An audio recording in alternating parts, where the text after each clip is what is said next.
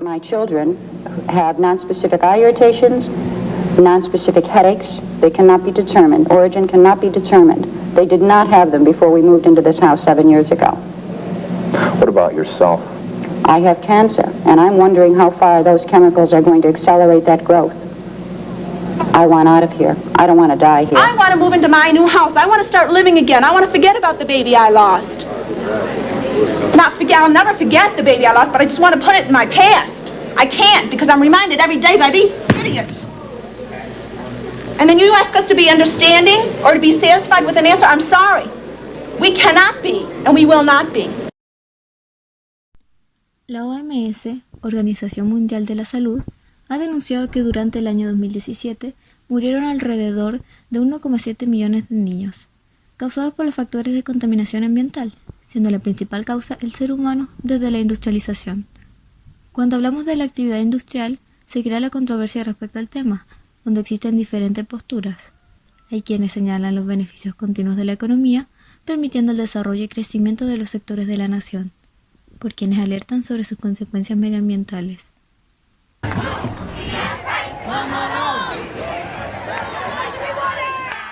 Lo que es un hecho es la generación de estos residuos provenientes de la actividad industrial, que generan millones de toneladas de residuos al año. Un mal manejo de la gestión de estos residuos industriales tiene grandes impactos negativos en ámbitos ambientales, económicos y sociales, afectando nuestra calidad de vida, dando origen a grandes conflictos medioambientales, siendo un claro ejemplo de esto el caso del Love Canal, donde el mal manejo de las políticas que regulan las acciones sobre estos desechos ocasionó una de las tragedias ambientales más espantosas de la historia de Estados Unidos. Durante décadas, la negativa interacción del ser humano con el medio ambiente ha propiciado la ruptura del equilibrio de su funcionamiento, originando grandes catástrofes ambientales. La Real Academia Española RAE define catástrofe como un suceso que produce gran destrucción o daño, por lo que podemos entender catástrofe ambiental como la destrucción del medio ambiente natural. Sin embargo, se presentan a causa de la actividad humana. Este desequilibrio crea la necesidad de buscar nuevas formas de crecimiento, desarrollo sostenible y la adecuada interacción del ser humano con su entorno, en lo que consideramos que el estudio de la percepción del medio ambiente juega un importante papel. La percepción describe el conjunto de procesos mentales mediante el cual una persona selecciona, organiza e interpreta la información proveniente de estímulos, pensamientos y sentimientos, a partir de su experiencia previa, de manera lógica o significativa. Por otra parte, la Real Academia Española RAE define medio ambiente como el conjunto de componentes físicos, químicos y biológicos externos con los que interactúan los seres vivos, por lo que podemos entender la percepción del medio ambiente como la forma que cada individuo, a través de sus experiencias, interactúa con el ambiente que lo rodea. La teoría probabilística de Egon Brunswick propone que la información sensorial que proviene del ambiente y llega al individuo nunca tiene una correlación perfecta con el ambiente real.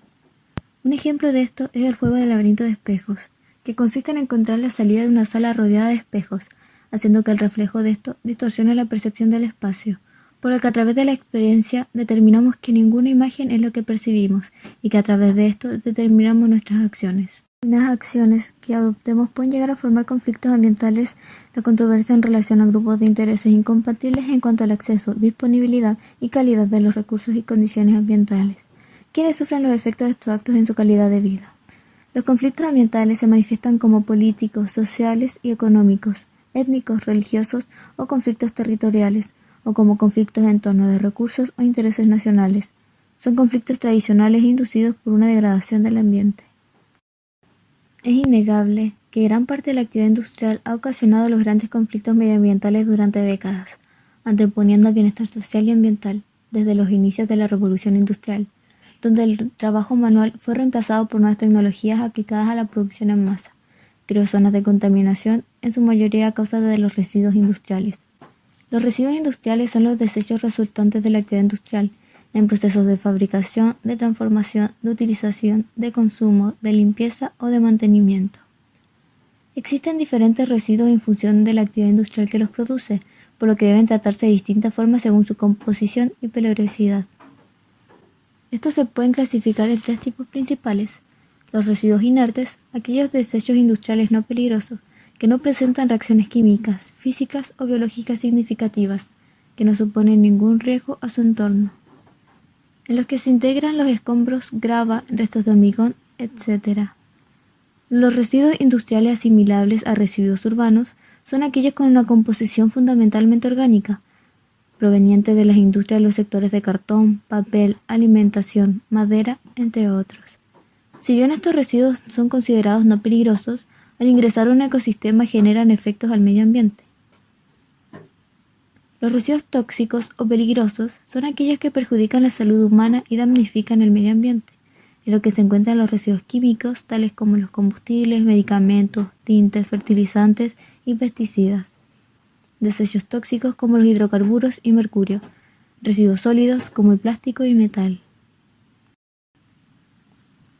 Si bien existen ciertas políticas y entidades gubernamentales que regulan la gestión de estos desechos, un mal manejo de estas políticas lleva a una damnificación ambiental, como lo es en el caso de Love Canal, situado en Niagara Falls, New York, donde se perpetró una de las mayores catástrofes ambientales en la década de 1970. Durante el año 1890, el empresario William T. Love planificó la construcción de un canal a las orillas del lago Ontario con el fin de otorgar energía hidroeléctrica a la ciudad industrial modelo, el proyecto Model City, New York. Fue así que durante el año 1894 se iniciaron las obras del canal junto a la construcción de calles y casas. Sin embargo, con lo que no contaba en sus planes William Love es que sus inversores dieran fin al patrocinio del proyecto inducido por el pánico de 1893, una depresión económica que azotó a Estados Unidos y a los sectores de la economía, sumando al pánico de 1907 la crisis financiera que provocó la caída del 50% de la bolsa de New York, obligando el abandono total del proyecto, convirtiéndose este en un vertedero municipal. En la década de 1940, la empresa Hook Chemical and Plastic Corporation se le otorgó el permiso para verter sus desechos químicos en el canal, el cual fue drenado y revestido en arcilla. En 1947, Hook Chemical compró el canal convirtiéndose en el único propietario. A finales de la década de 1950, la ciudad tuvo un significativo aumento de población, por lo cual en 1952 Hooker dejó de usar Love Canal como vertedero, al que se le depositaron alrededor de 20.000 toneladas de productos químicos, como cáusticos, alcalinos, ácidos grasos e hidrocarburos colorados, provenientes de la fabricación de tintes, perfumes y resinas sintéticas. En 1953, Hooker cedió el terreno por $1, como un acto simbólico. No mucho tiempo después se comenzó con la construcción de este establecimiento, rompiendo sustancialmente la estructura de contención, lo que permitió la filtración de estos químicos provenientes de los desechos industriales. Si bien el arquitecto de la escuela advirtió al Comité de Educación sobre el hallazgo de bidones que contenían desechos químicos en el suelo, además de señalar la política deficiente de la construcción en esa área, solo se tomó la decisión de reubicar la escuela a unos metros más al norte.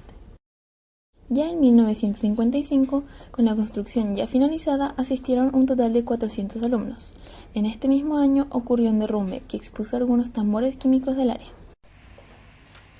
Este suceso no tuvo mayores problemas, por lo que inclusive se construyeron casas en el área en el que ninguno de los residentes conocía la historia del canal. Tiempo después, los residentes de aquella área se quejaban de sustancias, malos olores y de un fluido negro proveniente de Love Canal, por lo que contrataron a Casban Corporation, una empresa de ciencia y tecnología, para realizar un estudio al área. En 1977, una fuerte tormenta de invierno provocó la elevación de los contaminantes. Departamentos estatales de salud y conservación ambiental realizaron algunos análisis de aire, suelo y agua, en los que se encontraron benceno, cloroformo, tolueno, dioxinas y más de 200 compuestos químicos orgánicos distintos. Sin embargo, esto quedó en silencio más de un año, que fue revivido en el año 1978 por el reportero Michael Brown, quien investigó los posibles efectos en la salud, en los que se encontraron incidencia normal de abortos espontáneos, defectos de nacimiento y muchas anomalías, que no solo fueron ignoradas por Hooker, sino por miembros del gobierno, ya que no se pudo comprobar la relación con los desechos químicos provenientes del canal. Se organizó una protesta encabezada por la residente Karen Jordan, quien su hija presentó alrededor de una docena de defectos de nacimiento. En 1978 se clasificó el área por el EPA, Agencia de Protección Ambiental de Estados Unidos, como una bomba de tiempo de salud pública y una de las tragedias ambientales más espantosas en la historia de Estados Unidos. El activismo en la zona fue organizado principalmente por mujeres, donde incluyeron protestas y reuniones con el fin de maximizar la atención de los medios de comunicación y las autoridades. Inclusive se tuvo como rehenes por 5 horas a 2 empleados de la EPA, en la oficina de la Asociación de Propietarios del Love Canal, para así llamar la atención del gobierno federal. El 7 de agosto de 1978, Jimmy Carter, en ese entonces presidente de los Estados Unidos, anunció el área como una emergencia de salud federal. En 1979, el EPA anunció en sus estudios realizados que el 33% de los residentes había sufrido un daño cromosómico. Epidemiology can never prove cause and effect, but the fact that we now know that the chemicals are in the home, that they got into the people, and they caused chromosome damage in the people, indicates that the miscarriages and the birth defects and the cancer is a result of living in this neighborhood, is a result of Love Canal chemicals. También el Consejo Nacional de Investigación anunció un exceso de convulsiones, problemas de aprendizaje, hiperactividad, irritación ocular, erupciones cutáneas, dolor abdominal e incontinencia. Finalmente, el sitio fue limpiado, se reubicaron a más de 800 familias, se creó la ley de superfondo con el fin de destinar fondos de dinero a la limpieza de sitios de desechos tóxicos. El gobierno estatal y el gobierno federal utilizaron 15 millones para comprar 400 casas. Por último, se demolieron algunas casas del área, sin embargo, hubieron alrededor de 90 familias que optaron por quedarse. Por último, se volvió a revestir algunas zonas más tóxicas por plástico grueso, arcilla y tierra. Finalmente, funcionarios federales declararon el área una zona segura. El proceso se llevó a cabo durante 21 años con un costo aproximado de $400 millones.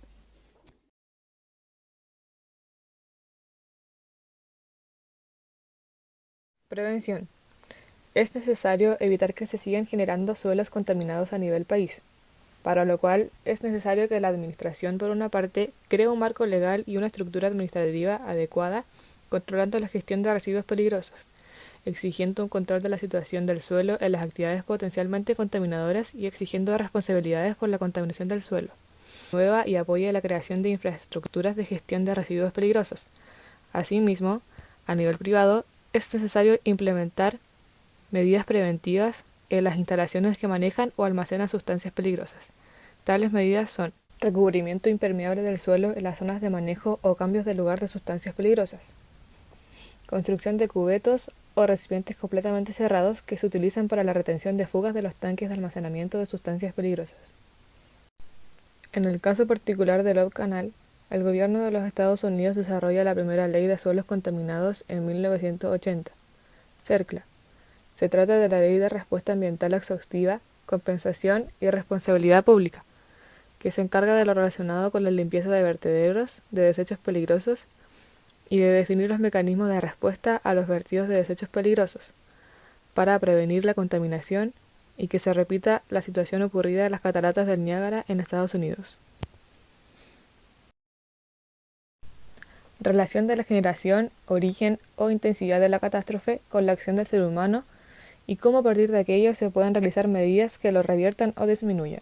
Love Canal es un claro ejemplo de un mal manejo de políticas del Estado y gobierno, de la falta de educación y transparencia de las personas que llevan a cabo determinadas acciones de este sector, sin medir sus consecuencias a futuro, que permitieron el origen de esta catástrofe medioambiental, un caso entre muchos otros a nivel global, creando la necesidad de la implementación de ciertas políticas tales como que se confirme la eliminación segura de estos desechos peligrosos, la capacitación de las personas que manejan estos desechos, el monitoreo y evaluación tanto en el área como a los trabajadores del sector, la manipulación y etiquetado correcto de los residuos, utilizar en lo posible métodos para una producción limpia, la educación y la transparencia en todo tipo de acción. Reflexiones del grupo. Francisca Cárdenas. En lo personal, realizo ciertas acciones que ayudan a estos tipos de catástrofes, como no seleccionar los desechos que pueden ser reutilizados, el uso de productos desechables y compra excesiva de productos cosméticos. Katari Hernández. Por mi parte, contribuyo en esta y otro tipo de catástrofes en el hecho de que no reutilizo la ropa que ya no está en uso, y no reciclo. Y como prevención separo los desechos orgánicos de los inorgánicos, puesto que en el patio de mi casa tenemos un invernadero, lo que le sirve bastante, y uso cajas y bolsas de tela para el transporte de mercadería. Roxana Igor. Algunas actividades que realizo, como no reutilizar los productos plásticos u omitir la separación de residuos, pueden contribuir al incremento de esta catástrofe. Asimismo, como integrantes de nuestro grupo, realizamos ciertas acciones que contribuyen al deterioro del ambiente, y a su vez al desarrollo de este tipo de catástrofe, tales como el uso excesivo y desecho de bolsas plásticas, la no separación de desechos orgánicos de los inorgánicos, aumentando el volumen de los residuos, la inconsciencia de reutilización y la incentivación a la generación de los productos industriales. Acciones proambientales.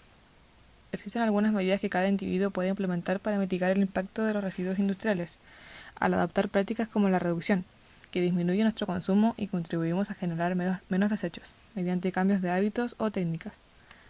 La reutilización, volver a introducir al ciclo productivo del producto, brindándoles una mayor utilidad antes de deshacernos de ellos. Y reciclar, que recupera algunos componentes de un producto para ser reintegrados en nuestro ciclo productivo. Un mal manejo de políticas, la falta de honestidad y ética de las personas fueron los detonantes de esta catástrofe, por lo que una mayor concientización en general hacia las personas ayudaría a que esto no se vuelva a repetir, ya que las consecuencias no son menores. En este trabajo se puede destacar positivamente la colaboración en grupo, ya que al tener discrepancias sobre algunos temas surgen nuevas ideas y se puede lograr un trabajo mejor y de mayor calidad. Por otra parte, lo negativo surgió al momento de coordinar tiempos para poder reunirse, sobre todo con los problemas de conexión, haciéndose lo anterior aún más difícil. En lo que concierne a lo individual, este trabajo contribuyó al aprendizaje y concientización de mi parte, y a la motivación para poder generar un cambio y cuidar el ambiente. Como desventaja, se incrementa la lentitud al trabajar individualmente. Un buen manejo en el área de la actividad industrial puede inducir la reactivación socioeconómica, junto a la calidad de vida de la población.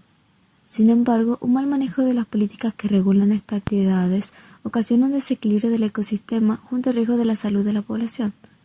Por esto, para un desarrollo posible es necesario que sea económicamente eficaz, socialmente equitativo y ecológico.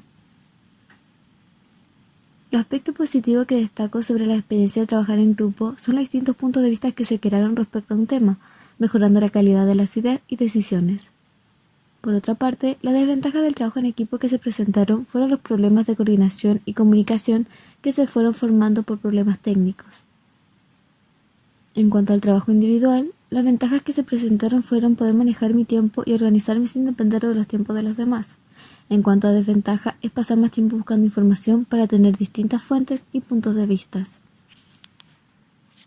Del desempeño en grupo destaco la actividad, productividad y preocupación constante por el desarrollo del trabajo, además de que al ser más integrantes se formaron más opiniones en base al tema y decisiones del encargo. Y como desventajas, en general el trabajo en grupo tuvo complicaciones en cuanto a la coordinación y horarios disponibles de cada integrante. En mi trabajo individual me vi beneficiada en el hecho de que trabajaba en mi horario más cómodo y no me preocupaba de distracciones sonoras como se acostumbra en una reunión virtual. Y la desventaja es que no tenía la opinión al instante de las personas que me pueden guiar o aconsejar respecto al trabajo autónomo que estaba haciendo.